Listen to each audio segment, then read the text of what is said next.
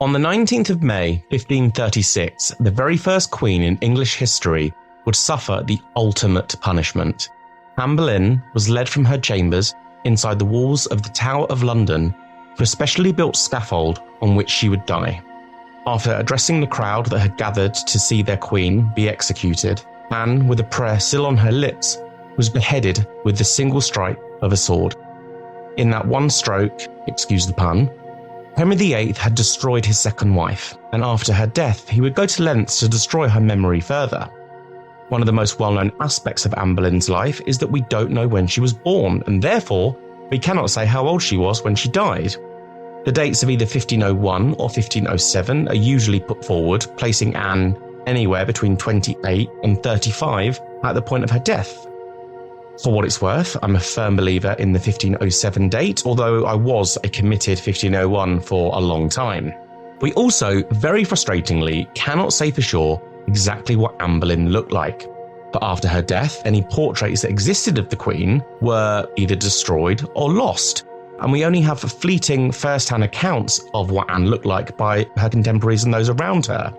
There are, of course, many portraits and sketches depicting Anne Boleyn, or at least claimed to, but none are contemporary to her lifetime, and the Holbein sketches, said to be Anne, one of which is in the British Museum and the other in the Royal Collection, cannot be confirmed as undoubtedly her. However, over 300 years after her death, Anne's story and how she looked was re-examined. But during the reign of Queen Victoria, Anne's bones were uncovered and examined for the first time since the 16th century, as were the remains of several other notable figures from Tudor England who had lost their lives on the scaffold. And so today, I will revisit that moment from 1876 and break down what happened at the exhumation of Queen Anne Boleyn.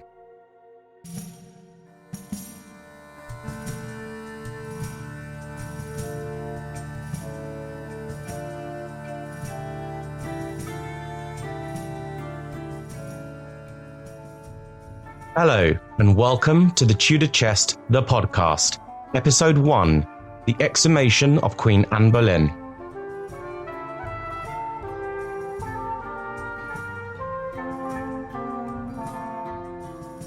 After Anne Boleyn's execution, her body would suffer further indignity when it became clear that no coffin had been prepared for her to be interred into. A gross oversight for which there's never really been a satisfactory answer. It's, I suppose, reasonable to conclude that Sir William Kingston, the Constable of the Tower, had quite enough on his plate, having to oversee the execution of the Queen of England, his queen, and could be forgiven for forgetting this one thing, but that is what happened, and as such, a spare arrow chest was found. And it was in that the remains of Anne Boleyn, the first queen in English history to be executed, were interred. Anne was laid to rest inside the chapel of St. Peter ad Vincula, quite a little church inside the Tower of London's walls. Hundreds of people are buried in this church. Even traitors to the crown, as Anne was deemed, received some degree of reverence in their burial. As such, the location of where Anne was said to have been laid to rest was sort of passed down through the annals of time, as were the locations of other notable people from Tudor England who had perished on the scaffold. So people like Queen Catherine Howard, Jane Boleyn, Lady Rochford, who was executed alongside Catherine Howard, Edward Seymour, Protector Somerset, and Lady Jane Grey. As time passed, the church fell into a significant state of disrepair. What I think is interesting to consider is that were it not for the notable people buried inside that church, it's entirely possible that a decision would have been made to just demolish the building, because if we consider that a lot of the Tower of London that Anne Boleyn and her contemporaries knew is now lost to us. Parts of the tower fell into disrepair and were destroyed over the years. And very, very sadly, lots of the elements from the Tudor era are now gone. And as such, the church could have followed in that trajectory. But I think because of the people that were buried there, it in some respects maybe saved it. In 1848, a historian by the name of Lord Thomas Macaulay visited the Chapel of St. Peter, and thereafter he recorded his thoughts on the church in the first edition of his book, The History of England from the Accession of James II. Suffice to say, he was not impressed at what he discovered. He wrote that he couldn't refrain from expressing my disgust at the barbarous stupidity which has transformed this interesting little church into the likeness of a meeting house in a manufacturing town. In truth, there is no sadder spot on earth than this little cemetery. Now, clearly his outrage was not treated particularly seriously at the time, for it would not be for another 30 years in 1876 that anything was done about it. A senior British Army officer, Sir Charles Yorke, had been appointed the Constable of the Tower, and he recognised that urgent repair work was needed on the Chapel of St. Peter. And so he submitted a restoration plan to Queen Victoria to approve. The purpose of the plans were twofold, really. The first was to just ensure that the chapel was architecturally sound, and then the second was to just generally improve the space, so to install heating and make it a more comfortable place to be. And the big reason for that was that the church was still used as a place of worship for those who lived and worked inside the Tower of London, and is still used for that purpose to this day. It amazes me that people live, a place of such history and such brutal history, but for many people, they call it home, and which is just an astonishing thing. One of the biggest issues facing the repair team at the time was the flooring. It was very badly damaged, and it just made the whole building unstable. The decision was therefore taken to just relay the pavement, which had sunk in several places, and that was hoped that that would work. Once flooring was lifted, there were hundreds of human bones found. They were all scattered together, and that was probably done to make room for more human remains. Queen Victoria, even though these people were unknowns, and we have no idea, we can't say who these people were, even so, Queen Victoria, ordered that the greatest care and reverence should be exercised in the removal of their bones. These bones that were found were then labelled up as best they could be and reburied in the Tower crypt. Perhaps the most delicate challenge was restoration work needed at the chapel's chancel, for the record showed that that was the burial site of those very significant Tudors, such as Anne Boleyn, Margaret Pole, the Countess of Salisbury, John Dudley, the Duke of Northumberland, and so on. Naturally, as little disturbance of human remains was a primary concern. And so the initial decision was that, like the rest of the church, new pavings would just go over the top of the old. They could just leave the chancel alone completely. Unfortunately, although, with hindsight, fortunately for us as historians, a surveyor at the time examined the chancel area and discovered that it was also sinking.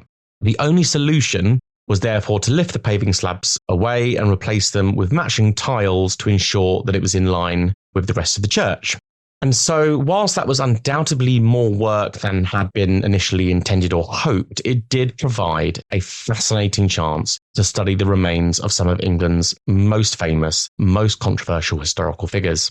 Queen Victoria herself maintained a very keen interest in the work and instructed her own professor of medicine, Dr. Frederick Muat. I'm going to stick with Muat throughout. Please forgive me if I've butchered that surname. But she instructed Dr. Frederick Muat to undertake an examination of the remains uncovered and, where possible, to assign an identity.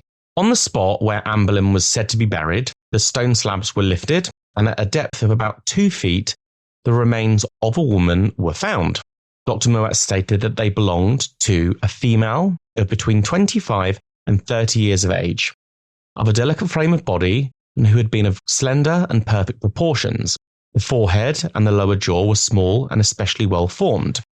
The vertebrae were particularly small, especially one joint, the atlas, which was that next to the skull, bearing witness to the Queen's little neck.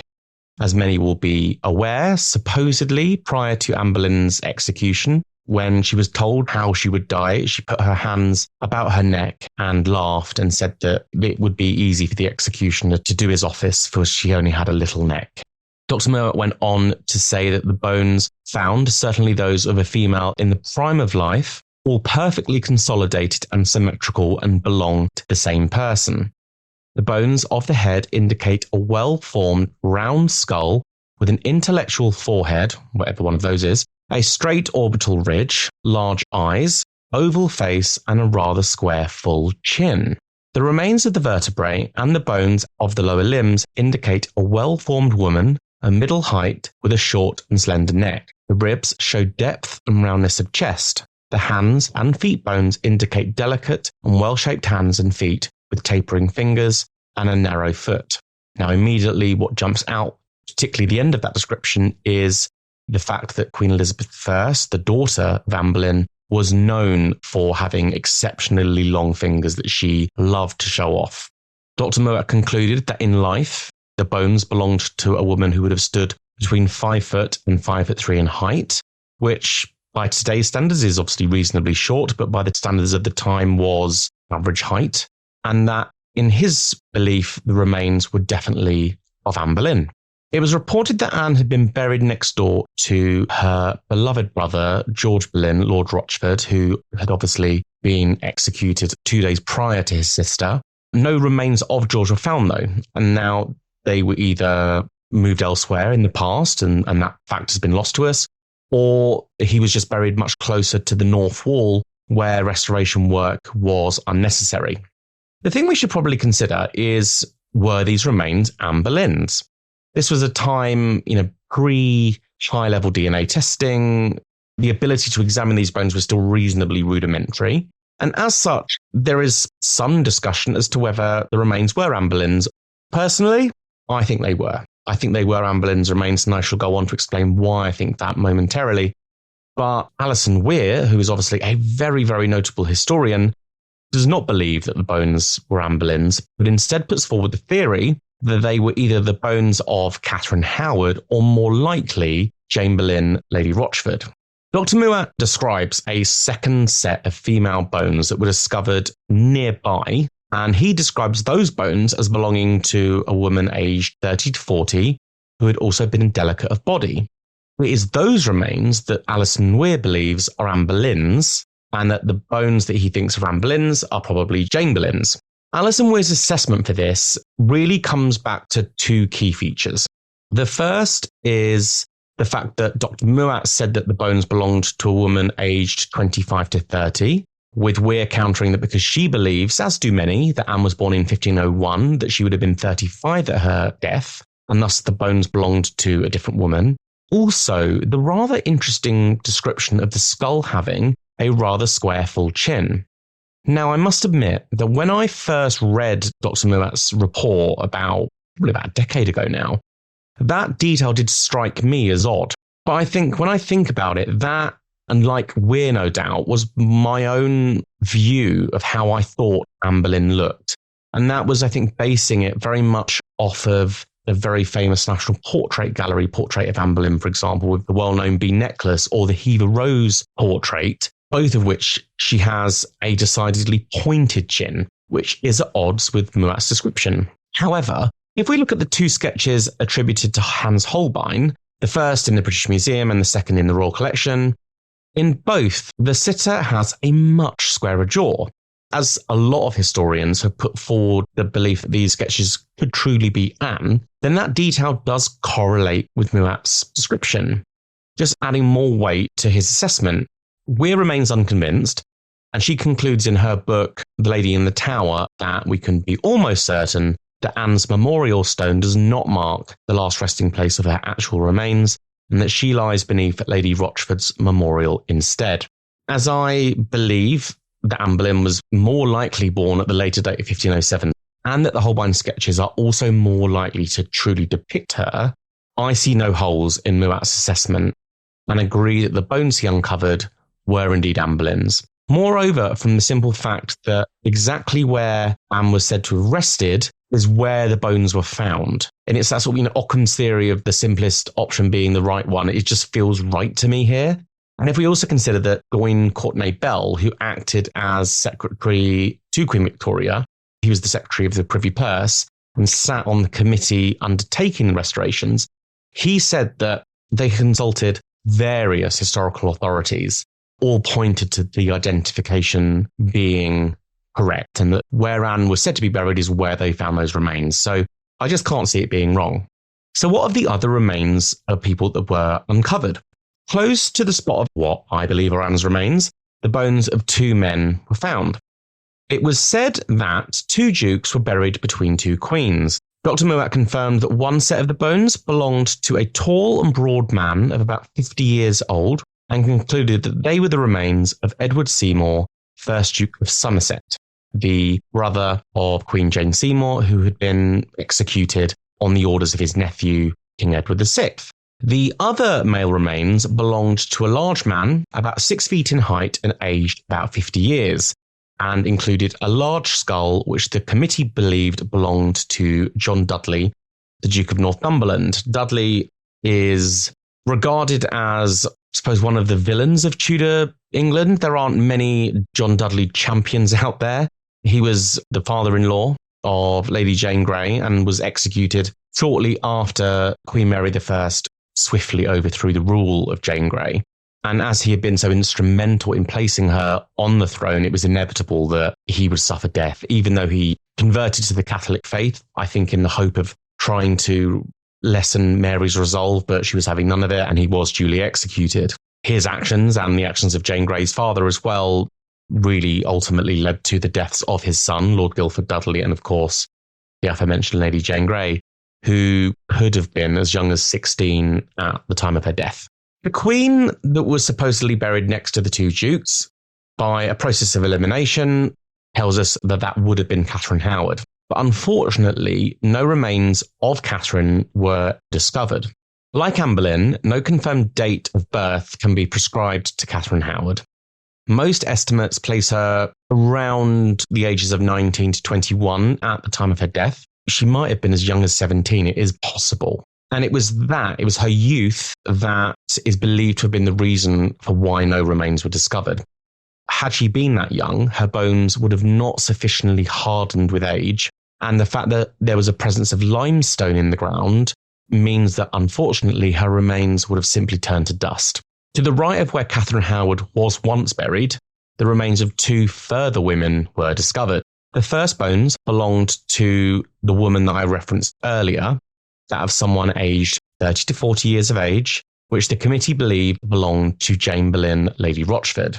Jane Boleyn was the sister-in-law of Anne Boleyn as the wife of Anne's brother George. Jane Boleyn had been implicated in the downfall of Catherine Howard and was executed shortly after the Queen.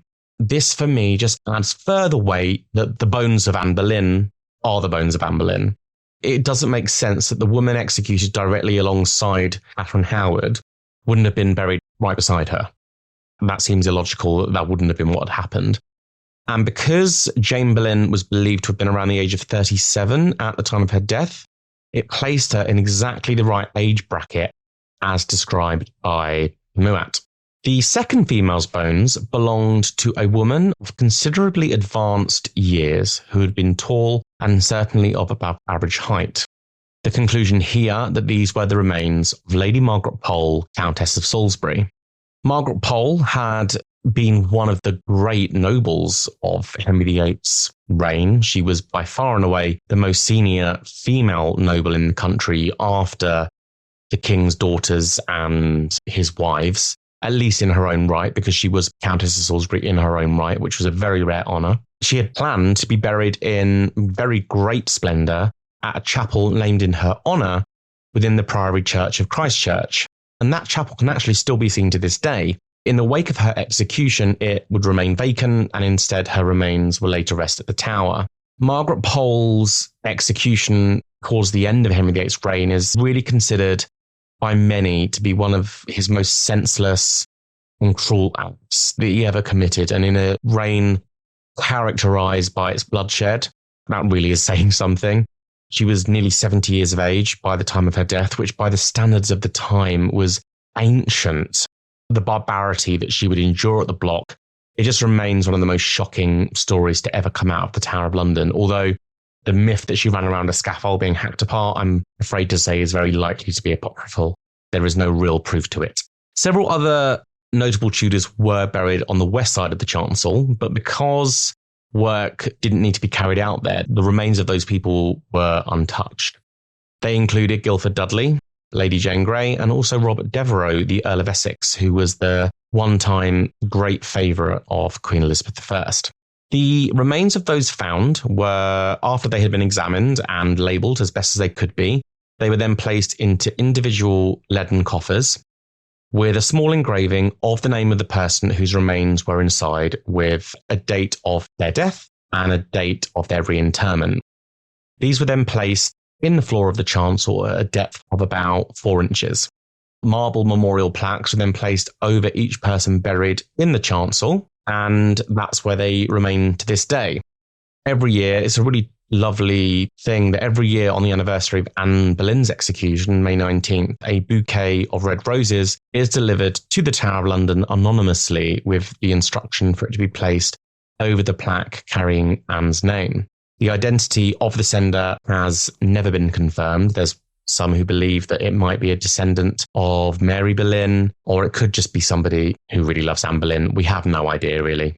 One of the things that some people will often question is why Anne Boleyn is still buried at the Chapel of St. Peter. Anne Boleyn is somebody who is viewed as having suffered a huge miscarriage of justice. The overwhelming majority, in fact, I only know of one historian who thinks that there is proof that Anne had been guilty of some of the charges levied against her. That's one name amongst thousands, millions. Most people firmly believe, myself very much included, that Anne Boleyn was completely innocent of all of the charges that were brought against her.